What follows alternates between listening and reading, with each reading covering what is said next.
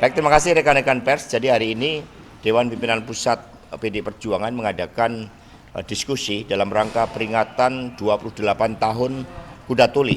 Diskusi diadakan dalam dua perspektif. Yang pertama, Kuda Tuli politik hukum berhadapan dengan hukum sebagai alat kekuasaan, arus bawah versus hukum alat kekuasaan. Sedangkan yang kedua, perspektif Kuda Tuli melawan pemerintahan otoriter. Dan kami sangat mengapresiasi bahwa kesadaran sejarah terhadap peristiwa Kuda Tuli sebagai pintu gerbang reformasi itu telah diletakkan sebagai bagian dari proses demokratisasi di Republik Indonesia di dalam mewujudkan negara hukum yang demokratis, yang mengedepankan meritokrasi dan kebebasan pers serta seluruh institusi demokrasi yang berdasarkan kepada kedaulatan rakyat. Mungkin ada pertanyaan, kami persilakan. Mas Hasto, isu ya Mas. Kemarin kan ada pelantikan 3 wamen baru, 2 diantaranya politisi partai. Mas Hasto melihatnya ini ada unsur politis nggak sih Mas? Ya, kami melihat sebenarnya waktu-waktu ke depan ini adalah proses transisi pemerintahan yang harus dilakukan, evaluasi secara kritis bagaimana terhadap pemerintahan sebelumnya dan kemudian menjadi landasan bagi pemerintahan baru agar spirit kemajuan, terutama keadilan dan percepatan di dalam mewujudkan kesejahteraan rakyat dapat dilakukan. Pelantikan wamen merupakan bagian dari kewenangan prerogatif Presiden, ya, sehingga tentu saja kami berharap agar ini ditempatkan sebagai bagian dari transisi kekuasaan itu. Oh ya Mas, wamen ini kan baru kemarin itu yang Kementerian Keuangan itu kan ada 2 wamen Mas. Nanti apakah menurut PDIP di dalam kabinet yang baru akan banyak wamen-wamen di kementerian lain juga Mas? Apakah ini ada upaya bagi-bagi kekuasaan? Ya, sebenarnya kalau kita lihat konstruksi dalam tata pemerintahan yang baik, menteri itu seseorang yang menguasai hal ekwal terhadap kementerian yang dipimpinnya.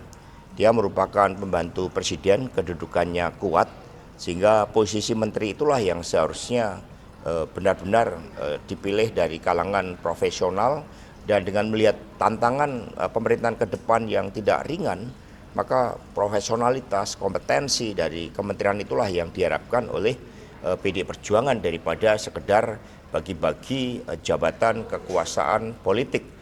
Struktur kementerian yang ada saat ini sebenarnya masih relevan di dalam menjawab berbagai tantangan-tantangan ke depan, terlebih dengan melihat beban anggaran yang sangat berat akibat ketergantungan terhadap utang luar negeri kita.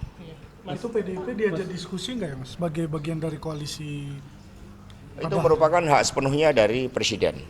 Buat kami lebih baik bekerja ke bawah, mempersiapkan pilkada serentak, dan kemudian mencari pemimpin-pemimpin yang baik melalui proses kaderisasi partai. Mas, wamen ini kan ada salah satu ponakannya Prabowo begitu Mas. Ini gimana? Apakah tidak terdapat konflik of interest atau gimana? Ya, sebenarnya kita melihat yang penting seseorang itu dipersiapkan menjadi pemimpin. Seseorang memiliki kompetensi di bidangnya untuk menjadi seorang menteri termasuk wakil menteri. Memerlukan syarat-syarat leadership, syarat-syarat teknokratik, syarat-syarat memahami bagaimana kebijakan melalui legislasi, melalui perencanaan keuangan yang baik, itu dapat diatasi berbagai masalah bangsa dan negara, dan kemudian kita dapat melangkah ke depan. Sehingga mari kita lihat saja beberapa bulan ke depan, karena evaluasi itu kan selalu dilakukan dan rakyatlah yang akan melihat apakah keputusan tersebut tepat atau tidak. Bang Hasto, pilkada Bali Bang, bagaimana Bang Hasto? Ini kan kemarin apa maksudnya untuk Pilgub Sumatera Utara dan Jawa Timur ini ada kemungkinan untuk Mas Bobi maupun Bu Kofifa itu melawan kota kosong. Dari PDI Perjuangan sendiri apakah sudah mempersiapkan calon tandingan gitu Mas? Ya, demokrasi ini kan ada ruang kontestasi, baik dalam kaitannya dengan ide, gagasan maupun figur. PDI Perjuangan di Sumatera Utara bisa mencalonkan sendiri. Di Jawa Timur kami juga sedang membangun kerjasama politik sehingga kotak kosong itu tidak akan terjadi. Untuk Provinsi Jawa Timur dan Sumatera Utara. Karena ini juga mencerminkan aspirasi rakyat terhadap adanya alternatif calon pemimpin. Bagi PD Perjuangan kami terus bergerak cepat, bahkan hari Selasa yang akan datang kami akan undang pers. Kami sudah mengadakan pelatihan tim kampanye pada batch yang ketiga. Sehingga bagi kami pilkada bukan sekedar figur, tetapi ini konsolidasi partai, ini pergerakan mesin partai. Ini keyakinan pada ideologi, ini komitmen kepada rakyat dan tanggung jawab bagi masa depan. Sehingga berbeda dengan sebelumnya, kami saat ini lebih banyak berfokus di kabupaten kota terlebih dahulu, dan pelatihan sudah 3 kali diadakan oleh partai. Artinya menunjukkan pergerakan mesin partai dalam perencanaan strategis untuk memenangkan pilkada berdasarkan kekuatan mesin partai yang menyatu dengan rakyat itu terus dilakukan. Jakarta gimana Mas? Kemarin Ahok bilang seru nih rematch sama Anies Mas. Ya, Jakarta kita cermati masih sangat dinamis.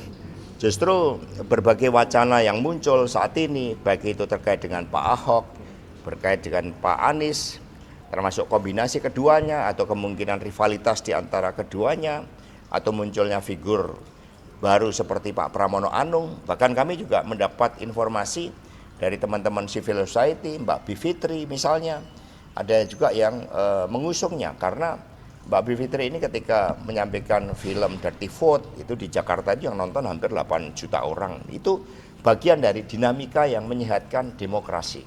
Maka PD Perjuangan terus membuka suatu ruang bagi hadirnya calon-calon pemimpin tersebut yang kemudian nanti kita akan cermati berdasarkan suara arus bawah partai. Muncul juga nama Mas Pramono Anung, di Jawa Timur muncul nama Ibu Tri Risma hari ini, di Jawa Tengah muncul nama Pak Andika, ada Pak Hendi, ada yang mengatakan Pak Andika juga cocok di Jakarta. Ini semua masih dicermati oleh PDI Perjuangan.